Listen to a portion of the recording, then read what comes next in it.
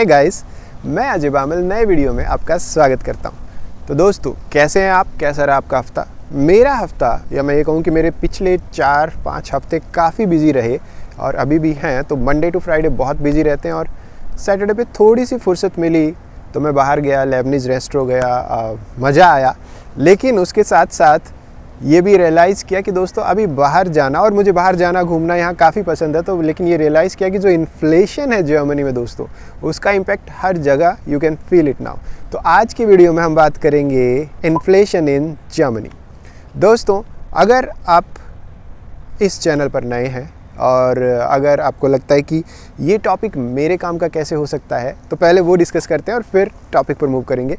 पहली बात तो इन्फ्लेशन, अगर आप जर्मनी में नए नए आए हैं या नए नए जर्मनी में आने की प्लानिंग कर रहे हैं, या आप स्टूडेंट हैं और जर्मनी में स्टूडेंट्स अपॉर्चुनिटी ढूंढ रहे हैं, तो इन्फ्लेशन आपको डायरेक्टली अफेक्ट करेगा। और आप अगर ऑलरेडी यहाँ रहते हैं तो आई एम श्योर आप हर जगह जब बाहर निकलते तो थोड़ा सा उसका इम्पैक्ट फील कर पा रहे होंगे।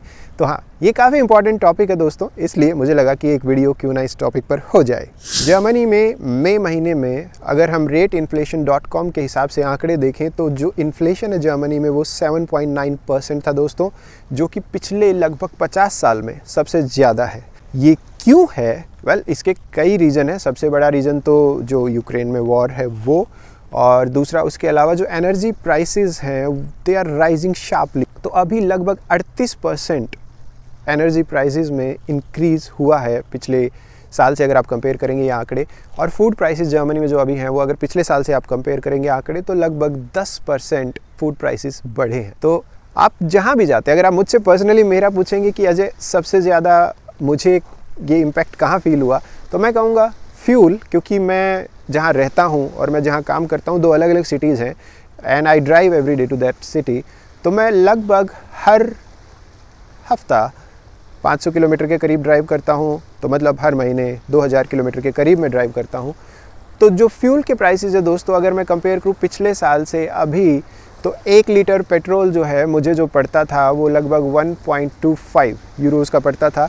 अभी वही 1 लीटर पेट्रोल लगभग 2 के करीब पड़ता है।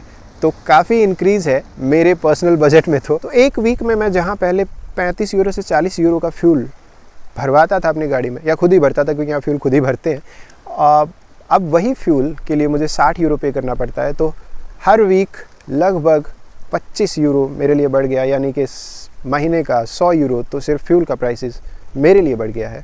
ऑफ कोर्स जो पब्लिक ट्रांसपोर्ट से ट्रैवल करते हैं उनको ये इम्पैक्ट नहीं करेगा, पर जो गाड़ी से ड्राइव करते हैं और जिनको ज़्यादा ड्राइव करना पड़ता है उनको फ्यूल का इम्पैक्ट डायरेक्टली फील होगा। इनफैक्ट जो ये हाई इन्फ्लेशन है उसको कंपनसेट करने के लिए जर्मन गवर्नमेंट जो है वो अलग अलग पॉलिसीज़ भी अभी इम्प्लीमेंट कर रहे हैं। उनमें से एक है, अभी अगर आपने बहुत जगह ऑलरेडी न्यूज़ सुनी होगी, अगर आप जर्मनी में थोड़ा सा भी इंटरेस्ट लेते हैं जर्मनी के बारे में, तो वो है 9 यूरो की टिकट। 9 यूरो की टिकट का मतलब है दोस्तों कि मैं जब इस शहर से दूसरे शहर काम करने जाता था तो जो मंथली टिकट मैं ख़रीदता था वो 160 यूरो की होती थी। लेकिन अगर अभी जून, जुलाई, अगस्त 3 महीने कोई सेम उस सिटी में जा रहा हो काम करने, तो वो सिर्फ 9 यूरो की पड़ेगी, यानी कि 151 यूरो आपके महीने के बचेंगे। तो 9 यूरो की टिकट जो है ये जर्मनी में कोई भी खरीद सकता है। इनफैक्ट आप टूरिस्ट हैं, आप भी यहाँ के 9 यूरो की टिकट खरीद सकते हैं। और फिर आप जर्मनी में जो जर्मनी का रीजनल ट्रांसपोर्ट है उसमें आप एक शहर से दूसरे शहर या एक शहर में भी अलग अलग ट्रांसपोर्ट यूज़ करके कहीं भी घूम सकते हैं, अनलिमिटेड। दिस इज़ फैंटास्टिक, क्योंकि समर का वक्त है, लोग वैसे भी घूमना चाह रहे हैं, लोग घरों से बाहर निकल रहे हैं। तो ऐसे में 9 यूरो की टिकट से अगर आपको पब्लिक ट्रांसपोर्ट यूज़ करना है तो आपकी चांदी ही चांदी है।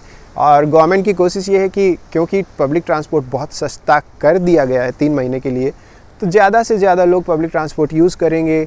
तो ज़्यादा लोग अगर पब्लिक ट्रांसपोर्ट में होंगे तो कम लोग गाड़ियों में सड़क पे होंगे, और कम गाड़ियाँ सड़क पे होंगी तो फ्यूल की डिमांड जो है वो भी कम होगी, और फ्यूल की डिमांड कम होगी तो होपफुली फ्यूल के प्राइसेस थोड़े से नीचे आ जाएंगे। और ऑनेस्टली बताऊँ आपको तो 3 हफ्ते में फ्यूल के प्राइसेस थोड़े से नीचे आए भी हैं कंपैरेटिवली, उतना नहीं जितना मैंने सोचा था, बट स्टिल फ्यूल के प्राइसेस थोड़े से नीचे आए हैं। तो गवर्नमेंट का जो ये स्कीम है ये काफ़ी हेल्पफुल है एटलीस्ट 3 महीने के लिए। तो उसके बाद देखते हैं, क्योंकि गवर्नमेंट ने बोला है कि 3 महीने के बाद 9 यूरो की टिकट नहीं होगी, वो same back to original prices चले जाएंगे। तो दोस्तों हो सकता है कि या उस केस में पब्लिक ट्रांसपोर्ट महंगा हो जाएगा।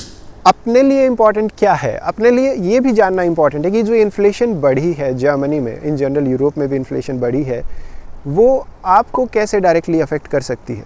पहला तो अगर आपको बजटिंग की आदत है, मुझे पर्सनली बहुत ज़्यादा नहीं है but I do recommend budgeting जिनको पसंद है। अगर आपको बजटिंग की आदत है दोस्तों, तो आपके पास अब जो स्पेयर कैश होगा वो कम होगा। वो कैसे? मान लीजिए आपकी जो भी इनकम थी मंथली जर्मनी में, मान लीजिए X, और आपकी जो एक्सपेंसेस होती थी Y, तो आपकी इनकम तो अभी भी X ही है क्योंकि बहुत ज़्यादा शायद बढ़ी ना हो, लेकिन आपके जो एक्सपेंसेस हैं वो अब सिर्फ Y नहीं है दोस्तों, वो Y प्लस हो गए हैं, और वो प्लस जो है वो एडिशनल इन्फ्लेशन की वजह से है। तो आप जब वो एक्सपेंसेस हटा देते हैं आपकी मंथली इनकम से, तो जो आपकी सेविंग्स होती थी वो सेविंग्स अब आपकी कंपैरेटिवली कम होंगी, तो आपका जो स्पेयर कैश आपके पास होता था वो कंपैरेटिवली कम होगा। दूसरा फैक्टर इन्फ्लेशन की वजह से जो आपको इम्पैक्ट कर सकता है दोस्तों, वो है you will pay more for housing. अब थैंक गॉड जर्मनी में एक रूल है जिस वजह से जो हाउसिंग के प्राइसेस हैं वो बहुत ज़्यादा नहीं बढ़ते अगर आप एक ही घर में लंबे वक्त तक रहते हैं। लेकिन अगर आप घर शिफ्ट करते रहते हैं जल्दी जल्दी, तो आपको नया घर जो भी मिलेगा वो कंपैरेटिवली अब और भी महंगा मिलेगा। इन जनरल ऑल्सो अगर आप जर्मनी में नए हैं तो शायद ये टिप आपके काम आए। मान लीजिए आप एक सिटी में हैं, आपने एक घर लिया, तो यहाँ जो घर का आपका रेंट का प्राइस है दोस्तों, वो साल में एक बार या 2 साल में एक बार बढ़ता है, और वो बहुत नॉमिनल सा बढ़ता है, वो आपको फील भी नहीं होगा उतना बढ़ता है। लेकिन आप मान लीजिए उसी सिटी में हैं, आपने घर लिया और आपको 2 साल बाद लगता है कि यार घर मूव करना है, तो उसी सिटी में आपने जब नया घर लिया, अगर आप सेम कंपैरिजन करेंगे वो घर आपको काफ़ी महंगा पड़ने वाला है, और फिर आप तीसरा घर बदलेंगे तो आपको और महंगा पड़ने वाला है। तो यहाँ एक बार एक अच्छा सा घर ढूंढ लो, और फिर अपना फ्यूचर प्लानिंग के हिसाब से वो घर ढूंढिए, और फिर वहाँ अगर आप लंबा रहेंगे तो आपको जो ईयरली इंक्रीज़ है रेंट का, वो एक्सपेंसेस काफ़ी कम होंगे, बजाय इसके कि आप घर चेंज करते हैं रेगुलरली, तो वो काफ़ी महंगा पड़ेगा। तीसरा फैक्टर जो आपको इन्फ्लेशन की वजह से अफेक्ट करेगा वो ये कि आपका जो सेविंग कैश है उसकी जो वर्थ है अब वो उतनी है नहीं। मतलब कि 100 यूरो में जो आप पिछले साल ख़रीद पाते थे, आप अब वो 100 यूरो में नहीं ख़रीद पाएंगे, उससे कम खरीद पाएंगे, या फिर उतना ही ख़रीदना चाहते हैं तो आपको 100 यूरो से ज़्यादा देना पड़ेगा। तो आपका जो कैश है, जो आपकी सेविंग है, उसकी जो वर्थ वैल्यू है इन्फ्लेशन की वजह से वो कहीं ना कहीं रिड्यूस हो जाती है। और देखते हैं कब तक चलता है, पर हाँ ये इम्पॉर्टेंट चीज़ है। तो ऐसे में जो आपको हेल्प कर सकता है वो ये कि अगर आप इन्वेस्ट करें तो शायद आपकी जो कैश की वर्थ है उस इन्वेस्टमेंट के बाद टाइम के साथ वो वैल्यूएबल हो जाए। मैं आज ही एक आर्टिकल पढ़ रहा था कि टर्की में बहुत लोग इन्फ्लेशन के टाइम पर कार्स में इन्वेस्ट कर रहे हैं, सेकंड हैंड कार्स में। और मेंटली मुझे हमेशा ऐसा लगता था कि car is more of a liability than asset, लेकिन वो कार्स में इन्वेस्ट कर रहे हैं और उनको ऐसा लगता है कि क्योंकि चीज़ें महंगी हो रही हैं तो कार की वैल्यू भी बढ़ेगी, और then probably they will get more out of their investment. तो ऐसी बहुत सारी इन्वेस्टमेंट हो सकती हैं, लेकिन आपका कैश अगर सिर्फ अकाउंट में है तो दोस्तों वो वक्त के साथ यूं का यूं भी पड़ा रहे तो भी इन्फ्लेशन की वजह से कहीं ना कहीं घट ही रहा है, बढ़ नहीं रहा। चौथा फैक्टर जो है दोस्तों इन्फ्लेशन की वजह से, अगर आप यूरोप में हैं, जर्मनी में हैं और नए नए आए हैं या घूमने के शौकीन हैं, तो आपको अफेक्ट करे वो ट्रैवलिंग विल गेट एक्सपेंसिव। अब ये 9 यूरो की टिकट तो फैंटास्टिक है, लेकिन 9 यूरो की टिकट तो सिर्फ जर्मनी में है। आप अगर यूरोप में बाकी कंट्रीज़ में घूमना चाहते हैं, और ये तो अभी समर का टाइम है, एवरीबडी इज़ ईदर ट्रैवलिंग और प्लानिंग देयर ट्रैवल, हर साल ऐसे ही होता है, तो आपको बहुत भीड़ मिलेगी एयरपोर्ट्स पर। इसका मतलब है कि बहुत लोग ट्रैवल कर रहे हैं, बहुत लोग फ्लाई कर रहे हैं, और जहाँ भी जा रहे हैं क्योंकि डिमांड में है, होटल्स महंगे मिलेंगे। और लास्ट वीक ही मैं चेक कर रहा था तो होटल्स कंपैरेटिवली काफ़ी एक्सपेंसिव है दोस्तों इस साल, और फ्लाइट्स एक्सपेंसिव है। और क्योंकि 2 साल बाद ये खुला है तो लोगों में एक भड़ास है घूमने की, और वो सब वो भड़ास निकालना चाहते हैं।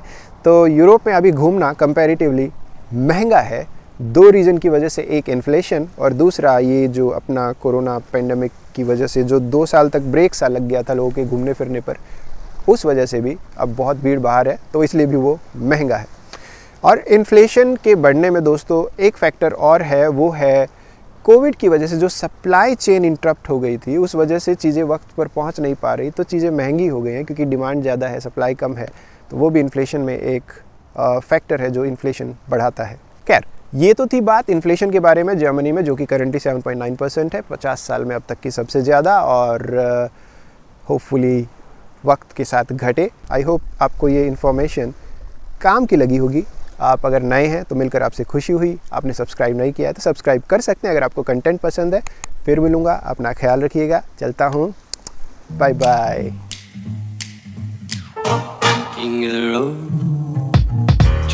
for sailoring. Trailer for sailoring.